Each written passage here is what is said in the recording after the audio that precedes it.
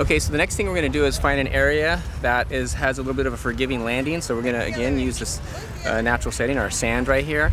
And this is perfect because I can start off on the grass, which is a little bit more firm, and then transfer that into a softer area. So if you have something like that, that's like perfect, that's ideal. But you could do it on a slightly sloping hill. That would give you the advantage of going downhill, or even just a flat grass area is fine too.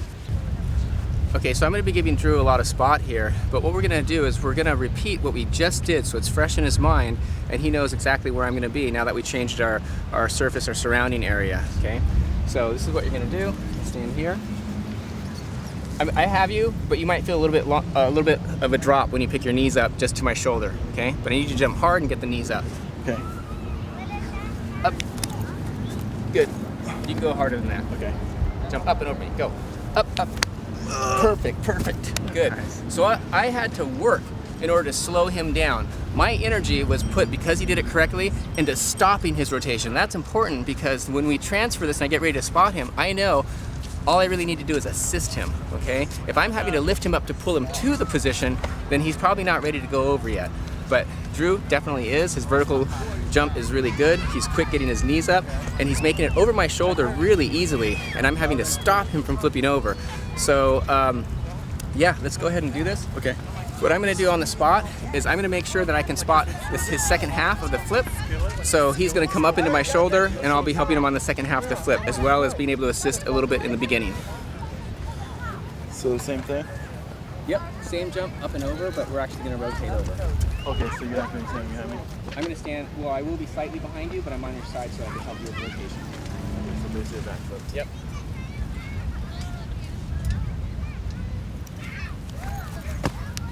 Whew.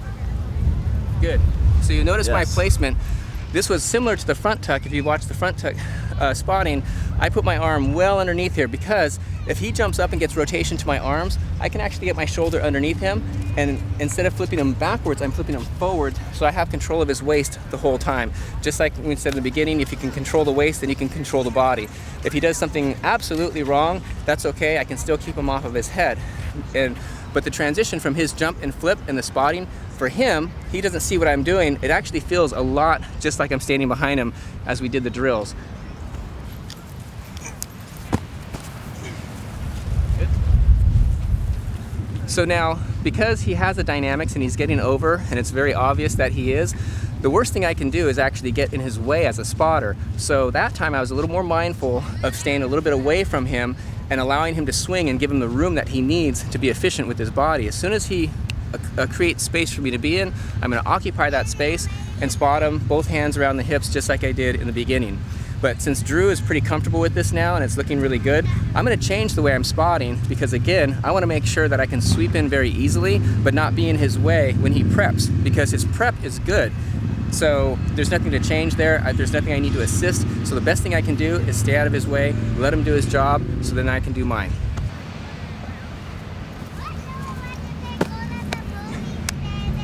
Awesome. Wow. That was easy. So easy. That was a lot of air. Yeah, and I would say when you prep, you only need to bend and swing and jump. The little extra jump this way is having you bend forward more than you need to, because since we need not only vertical lift, but really what we need to get to is this tight arch position. Okay. So everything that happens down here is wasted energy until you get up to here where you'd actually jump and stretch. So basically, I started from right here. Yeah, you're working harder than you need to. So you're like, instead of running to it, you're just like going, and you don't even need to. Just jump like you did for the timers. You're actually going to respond a lot faster.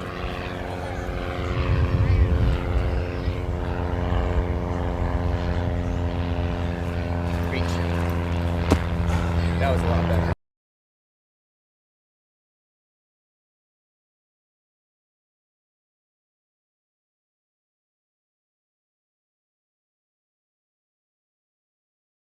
Okay, so earlier Drew had mentioned that now that he's got his back tucked really well, he's kind of creating more and more dynamics, and he realizes that if you can prep or get momentum into something and transfer it, then it's going to be to his benefit. So right now he's starting to try to transfer energy from like a straight jump into the back tuck, but the thing is, part of that is true, but if you go through unnecessary positions, then your body has to correct that before you can go to the back tuck. And so what you've realized is now with this energy of going up and down, there's a gap there in like how to transfer that. But the thing is, straight up and down and then into a backflip, because it's easier to transfer linear motion into a flip than just bounding up and down like this. Because your dynamics are good enough without that extra bounder, it's just extra things for you to think about. So what you really want to do is keep your feet on the ground while you prep. If your feet stay on the ground when you prep, then you can focus on the back tuck. But as soon as your feet leave the ground, you have to transfer vertical energy into a backward rotation. That's a lot harder to do, okay? At least for starting. There's a lot more to think about. So I'm gonna spot another one and just, there can be a little prep, there can be a lift, but not a jump. Like visualize the plyometrics wall. Exactly, High or knees. even better, jumping back to my arms like that. Just jump back, yeah. So we're gonna back up too. So we're gonna give you a little heavier spot. Okay, I'm ready. Oh man, that was so easy. Yeah, that was better. Yeah. It's That was easier better. when your body's vertical, because again, you don't need the extra energy. You're already strong enough to do it. So just by going down, you can get to the arch. As soon as you get to the arch, you already know you can flip it. But when you do a straight jump, in order to absorb that, your chest has to come back forward again to keep your balance. You could just jump up and lean back, and now you're creating linear motion. That's a whole nother thing. So you're starting to combine techniques, which is not a bad thing, because you're thinking ahead, so that's good. That's like how you should learn. But the thing is, if you have a coach, there's someone who can help you differentiate what techniques you're using. And for your standing back tuck, the extra jump off the ground is not really necessary. So let's do that again. I'm gonna go back out of my spot a little bit so you can do your job.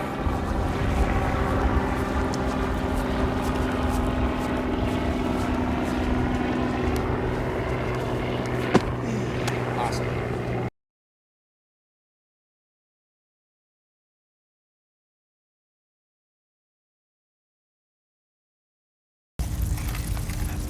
Good.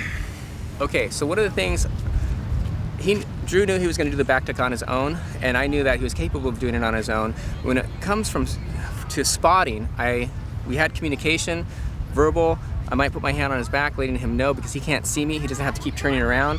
So I'll do maybe a subtle touch on the back and just let him know I'm okay, or I'm here, I'm ready. And then he'll say, are you ready, or something like that. So there's some communication so that we know we're both thinking and doing the same thing. But most importantly, even though I know that he's gonna do it on his own, I follow his body, I track his movements just as though I'm going to spot him, and only spot him as much as I think he needs it, okay? If I stand there with this type of posture, just waiting for him to do it, there might be that one time when he has a little mistake. And if you're not tracking the body's movement, the second it registers that something's not going right, you're gonna be in there too late. So if you're spotting, remember, you are spotting. You're spotting every single time. There's never a time when you say, okay, I'm gonna be there for you, but you know they're gonna do it on their own, so your posture is that of relaxing, that you can't move quickly. So if the person there is relying on you to be able to help them, then it's your job to be in there to help them. Because remember, everything is about safety. And the reason why we're doing these videos is so that you can be safer going out and doing it somewhere that's unconventional, like a gym.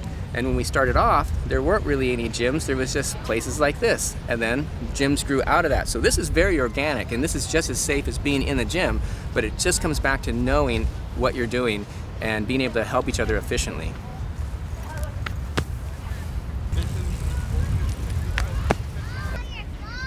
Oh! This is what happens when you spot yourself. You don't know what to do with the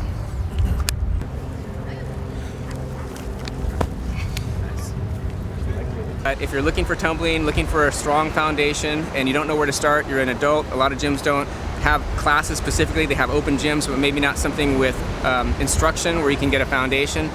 I'm at the San Diego Circus Center 3 days a week, so you're welcome to come on down and we'll have a great session.